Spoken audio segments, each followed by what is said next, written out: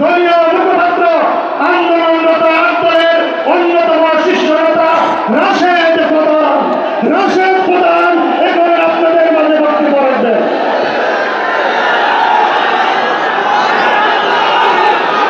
বিসমিল্লাহির রহমানির রহিম।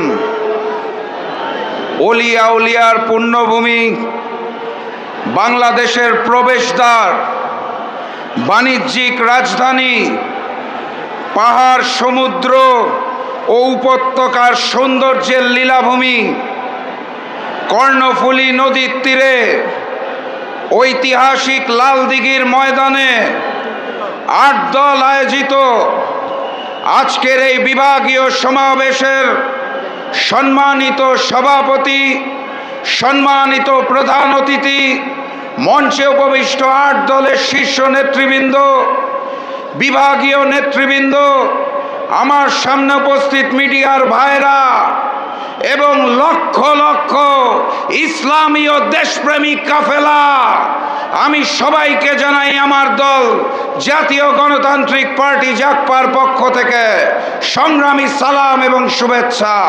আসসালামু আলাইকুম।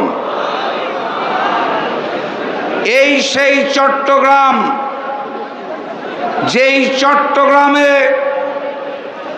আল্লামা দেলোয়ার হোসেন সাঈদী বলেছিলেন, বেশি লাফালাফি করো না, মামু বাড়ি দিল্লি যেয়ে পড়বা। কোরআনের পাখির কথা সত্য হয়েছে। ফ্যাসিস্ট শেখ হাসিনা বাংলাদেশ ছেড়ে তার মামু বাড়ি দিল্লি যেয়ে পড়েছে। আজকের এই ঐতিহাসিক লালদিঘির ময়দানে আমি আপনাদের সাক্ষ্য রেখে বলে যেতে চাই। কাকে বলতে চাই? ওই নতুন জালেম বিএনপিকে বলতে চাই, বেশি জালেমগিরি করো না।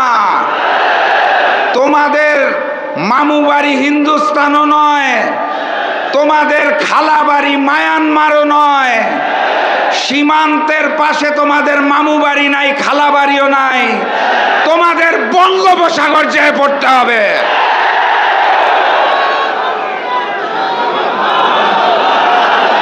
আপনারা জানেন, দেশনেত্রী বেগম খালেদা জিয়া এই মুহূর্তে অসুস্থ। উন্নত চিকিৎসার জন্য আগামী পরশুদিন তাকে লন্ডন নিয়ে যাওয়া হচ্ছে। আমরা দেশনেত্রী বেগম খালেদা জিয়ার সুস্থতা কামনা করি এবং দোয়া করি। একই সাথে সাথে ভাবতে খুব অবাক লাগে, যেই সন্তান তার মায়ের বিপদে পাশে এসে দাঁড়াতে পারে না, সেই সন্তান দেশের বিপদে কিভাবে পাশে এসে দাঁড়াবে? বীর চট্টলার ইতিহাস, সংগ্রামের ইতিহাস, বীর চট্টলার ইতিহাস, লড়াইয়ের ইতিহাস। আমি বিশ্বাস করি এই বীর চট্টলাবাসী আগামীতে বাংলাদেশে নতুন কোনো ফ্যাসিস্টকে আসতে দেবে না ইনশাআল্লাহ। সংগ্রামী সাথী এবং বন্ধুগণ, জাতীয় নির্বাচনের আর 64 দিন বাকি আছে। ফেব্রুয়ারি মাসের 8 তারিখ জাতীয় নির্বাচন হবে। সেই 64 দিন পর জাতীয় নির্বাচনে গণভোটে হাঁকে জয়যুক্ত করতে হবে এবং 8 দলের যেই প্রার্থী আসবে, যেই প্রতীক নিয়ে আসবে, তাকে জয়যুক্ত করতে হবে। গণভোটে হাঁ বলো, 8 দলের প্রতীকে সিল মারো। গণভোটে হাঁ বলো, 8 দলের প্রতীকে সিল মারো।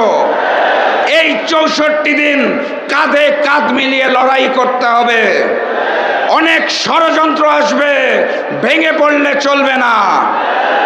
এই চাকসুর নির্বাচনে ছাত্র শিবিরের ভূমিধস বিজয় দেখে ওরা বুঝে গিয়েছে ওরা জাতীয় নির্বাচনেও পরাজিত হবে, তাই তারা ষড়যন্ত্র শুরু করেছে।